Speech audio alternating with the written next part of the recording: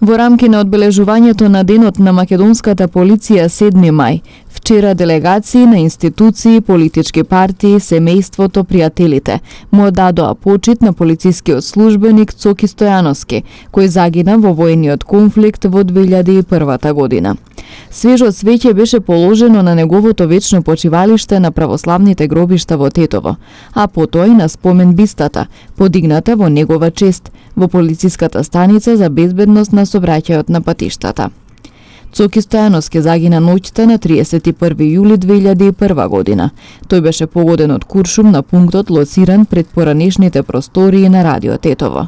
Во 2001 година беше на функцијата командир, а должноста тој ден ја извршуваше на реонот на платната рампа кон Гостивар до станицата за безбедност на патниот сообраќај.